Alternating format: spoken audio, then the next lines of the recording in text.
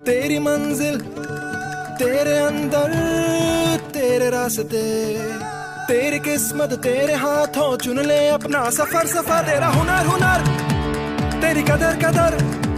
Students, तो चले शुरू करते हैं। तो आज हम वोकेशनल स्किल्स में लेवल 2 के यूनिट 5 के बारे में जानेंगे, जिसका नाम है performing various plumbing related operations and procedures.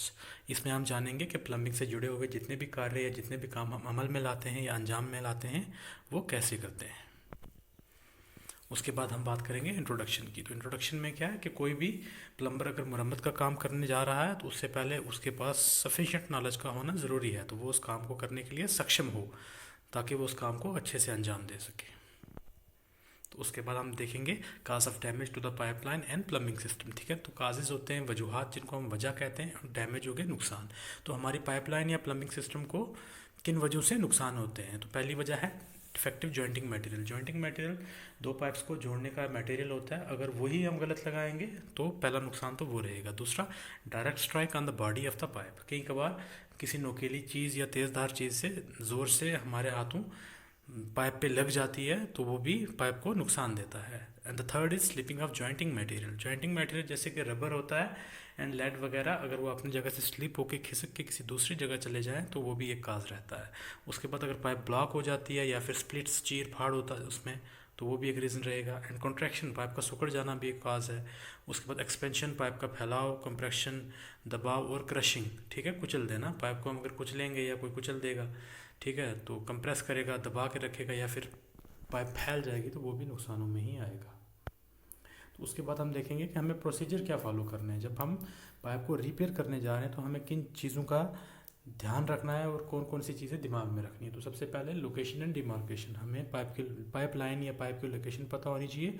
और डिमार्केशन का मतलब है हदबंदी। ठीक है, तो हम हदबंदी करके रखेंगे और उसके बाद ही रिपेयर का काम शुरू करेंगे। उसके बाद रिपेयर प्लानिंग। ठीक है, रिपेयर जो हम करते हैं वो प्लानिंग करके करते हैं, सोच समझ के करते हैं। ऐसे नहीं कि सामान उठाया और चल दिए रिपेयर करने। So we have to plan first. उसके बाद repair work selection of most appropriate. ठीक है, अब जो हम रिपेयर वर्क करेंगे वो कौन सा हम चूज़ करेंगे, क्योंकि हमारे पास डिफरेंट ऑप्शंस होते हैं, तो उनमें से जो अप्रोप्रिएट ऑप्शन होगा, जो सही मुनासिब ऑप्शन होगा, हम वो चूज़ करेंगे। मेथड ऑफ रिपेयर, तो रिपेयर करने के तरीके हमें कौन से हैं, कौन कौन से इस्तेमाल करेंगे वो भी ज़रूरी है। उसके बाद रेस्टोरेशन। रेस्टोरेशन, अगर पाइपलाइन में पानी चल रहा है थ्रू आउट तो अब उस पर काम करना है वर्किंग कंडीशन पे, या फिर वो पानी को रोक के उस तरह से काम। टॉपिक है स्टेप्स फॉर रिपेयर। स्टेप्स का मतलब होता है इकदाम और रिपेयर होती है मुरम्मत। ठीक है, तो मुरम्मत करने के लिए हम कौन से कदम या इकदाम उठाते हैं। तो उनमें से सबसे पहला हम क्या करते हैं कि इंस्पेक्ट द साइड, साइड का मुआयना करते हैं और to understand the nature of the failure. और हम नेचर ऑफ द फेलियर को जानते हैं कि फेलियर जो हुआ है वहाँ पे किस किस्म का हुआ, उसकी नेचर क्या है। उसके बाद assess any possible damage that may arise and take step to face such situation. और उसके बाद हम देखते हैं कि कोई भी पॉसिबल डैमेज जो कि फ्यूचर में फिर से आ सकता हो उसको डिटेक्ट करेंगे और सामने लाएंगे। उसके बाद लोकेटिंग आइसोलेटिंग वेल्व्स। ठीक है, आइसोलेटिंग वेल्व्स हम सेफ्टी के लिए इस्तेमाल करते हैं मोस्ट ऑफ द टाइम, जो पाइपलाइंस में या हमारे प्लम्बिंग सिस्टम्स में, तो सेफ्टी के लिए तो हम उन्हें लोकेट करेंगे, उन्हें देखेंगे और उन्हें देखने के बाद हमें उनका मुआवजा करने के बाद हमें पता चलेगा कि फेलियर के क्या काजेज थे और किस वजह से हुआ है। उसके बाद हम बात करेंगे टाइप्स ऑफ रिपेयर की। तो रिपेयर बेसिकली दो टाइप के होते हैं, एक वेट होता है और एक ड्राई होता है। तो वेट का मतलब गीला और ड्राई का मतलब सूखा। तो वेट रिपेयर में क्या होता है कि a wet repair is defined as a repair which can be achieved while maintaining a nominal pressure in the pipeline। ठीक है, तो थ्रू आउट अगर पाइपलाइन में प्रेशर पानी चल रहा है, नॉमिनल प्रेशर है उसमें, ठीक है, तो अगर कंडीशंस हमारे फेवरेबल हैं तो हम वहाँ पे उसको रिपेयर कर सकते हैं। कैसे? स्प्लिट कॉलर लगा के या फिर कोई भी आइडेंटिकल फिटिंग लगा के। ठीक है, और ड्राई रिपेयर में क्या होता है कि हमें क्या करना पड़ता है, कम्प्लीटली जो पानी है उसको बंद करना पड़ता है। ठीक है, और उसे सुखाना पड़ता है और ज़रूरत पड़ने पर हमें पाइप को काट के उसके बीच मतलब कॉपलर या वगैरह कुछ ऐसी फिटिंग लगानी पड़ती है जिसके साथ हम उसे रिपेयर कर सकें।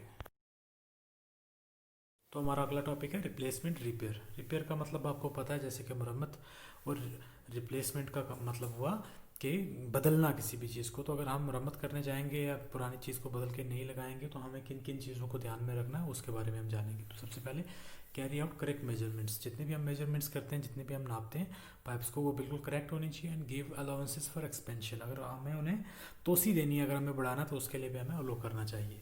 उसके बाद all cuts should be made clean and square. ठीक है, जितने भी हम कट्स लगाते हैं वो साफ़ होने चाहिए और चौरस होने चाहिए। स्क्वायर का मतलब चौरस। In AC pipes cutting should be avoided. अगर वहाँ पे कहीं पे एसी पाइप्स है तो हमें कटिंग बिल्कुल भी नहीं करनी।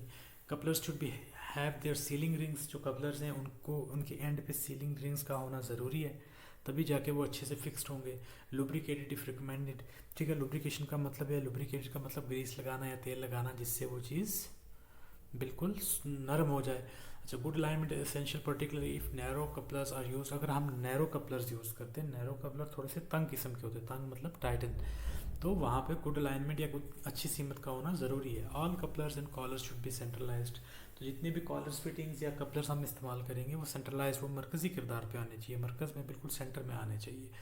Titans all bolts evenly. Evenly का मतलब यकसा, और जितने भी बोल्ट्स हम टाइट करते हैं वो एक से एक जैसे टाइट होने चाहिए। Do not over tighten bolts और कंप्रेशन जॉइंट्स। तो जितने भी बोल्ट्स या कंप्रेशन जॉइंट्स हैं उन्हें ओवर टाइट नहीं करना, ज़रूरत के हिसाब से ज़्यादा टाइट नहीं करना है। तो उसके बाद हमारा जो लास्ट टॉपिक है साइट मैनेजमेंट का है। ठीक है, तो साइट मैनेजमेंट का कि साइट की देख रेख करने को, उसके बारे में तमाम रिकॉर्ड्स रखने को हम साइट मैनेजमेंट कहते हैं। तो सबसे पहले record of repair. For example कहीं पे अगर कोई रिपेयर वर्क हुआ है तो वहाँ पे क्या क्या चीज़ इस्तेमाल हुई है, क्या क्या चीज़ हमने लगाई है, तो हमें उसका रिकॉर्ड रखना होगा, तो वो रिकॉर्ड ऑफ रिपेयर में आएगा। Site cleanliness. ठीक है, जितना भी डेब्रीज मलबा, जितने भी मतलब फिटिंग्स के टूटी फिटिंग्स या पाइप्स अगर वहाँ पड़ी हैं तो वो हमें साफ़ सफाई करके साइड करवानी है, तो वो साइट क्लीनलीनेस में आता है।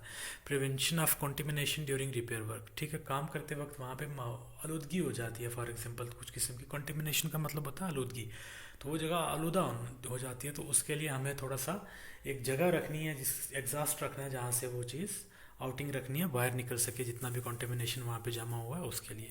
Disinfection procedure. ठीक है, तो काम करने से पहले जितना भी वहाँ पे अगर हमें लगता है कि यहाँ पे कुछ बैक्टीरियल मतलब फंगल वगैरह कुछ प्रॉब्लम हो सकती है, तो हमें उस जगह को डिसइंफेक्शन करना है। फॉर एग्जांपल हमें स्प्रे कर लिया या कुछ वैसा। क्लियर साइट, तो काम करने के बाद जितना भी वहाँ पे मलबा जमा होता है, जितना भी वहाँ पे डेब्रिज वगैरह कुछ भी जमा होता है, तो उसको साफ़ सफाई करनी भी साइट मैनेजमेंट का भी एक हिस्सा है। Thank you very much for